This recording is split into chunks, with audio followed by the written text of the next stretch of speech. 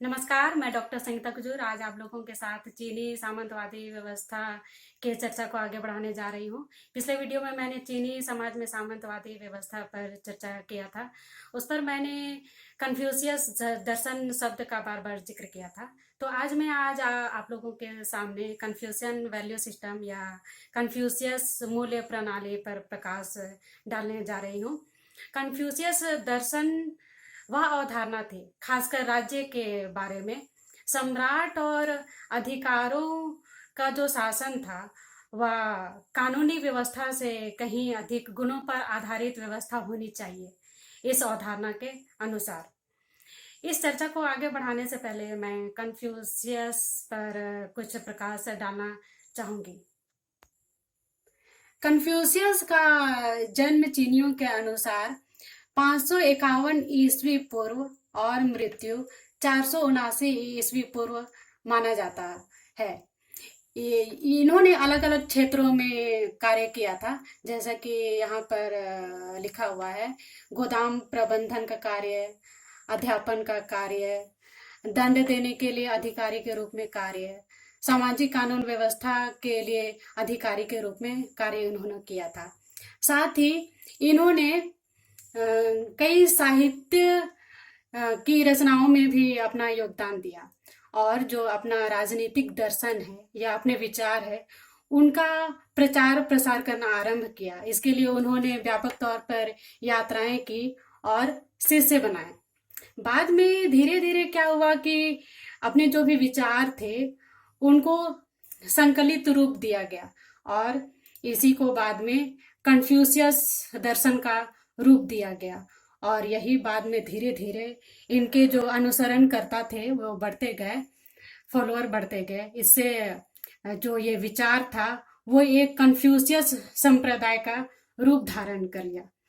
तो ये कन्फ्यूशियस संप्रदाय में जो भी लोग थे वो ज्यादातर राजनीति से जुड़े हुए उपदेशक थे और उस ग्रुप के ज्यादा थे, यानी राजनीतिकों का एक समूह कह सकते हैं। और उन्होंने अपने दर्शन में राजनीतिक विचारों का प्रसार किया। इस प्रकार से चीन की राजनीति में कन्फ्यूशियस दर्शन का एक बहुत महत्वपूर्ण स्थान हो गया और बाद में नौ कन्फ्यूशियस मत को भी अपना लिया गया।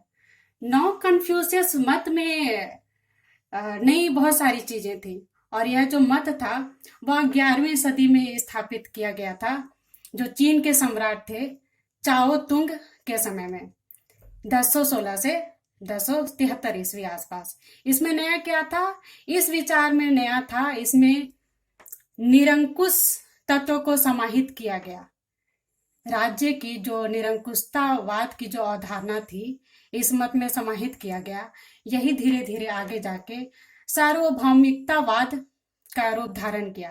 सार्वभौमिकता के अनुसार चीन का जो सम्राट है उसके अधीन विश्व की सारी जनता शामिल होती है और यही अवधारणा बाद में आगे जाके वैश्विक स्तर पर सेनोसेंटरिज्म व्यवस्था को अपनाती है, जिसे हम चीनी केंद्रवाद कह सकते हैं। तो इस तरह से जो सामाजिक संबंध में जमींदार या सामंत वर्ग थे, नौकरशाही वर्ग थे, उनका जो ग्रुप था, उनका जो वर्ग था, उन्हें कन्फ्यूशियस दर्शन में शिक्षा हासिल करनी होती थी। ये मैंने पिछले वीडियो में जिक्र किया है। इसी से फिर आगे क्या हुआ, यही सामंतवादी व्यवस्था आगे जाके निरंकुश रूप में अभिव्यक्ति के माध्यम से राजनीति में भी इसकी जो जड़ें थी वो गहरी होती गई। अब इसके बाद फिर इसके आगे क्या परिणाम होता है इस पर भी हम लोग थोड़ा चर्चा करते हैं। चूंकि चीनी राजनीति में कन्फ्यूशियस दर्शन का बहुत महत्व था, इसलिए आगे जाकर यह कन्फ्यूशियसवादी राज्य की अवधारणा बलवती होती गई, जिसमें मैंने कहा कि संपूर्ण विश्व की जनता का शासक समझा जाता था चीन के सम्राट को। और इस कन्फ्यूशियसवादी राज्य के अंतर्गत दो तरह के राज्य आते थे।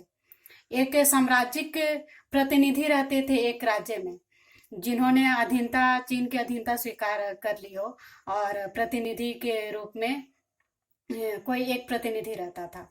और दूसरे प्रकार के जो राज्य थे उनमें प्रतिनिधि नहीं रहते थे, लेकिन वो सांकेतिक रूप में चीन की अधीनता को स्वीकार करता था। इन सब के कारण बाद में परिणाम यह हुआ कि विदेशी और आंतरिक मामले अस्पष्ट थे और सामान्य कूटनीतिक और व्यापारिक संबंध ज्यादातर नजराना व्यवस्था पर आधारित थे। नजराना व्यवस्था पर मैं अपने नेक्स्ट वीडियो पर चर्चा करूंगी।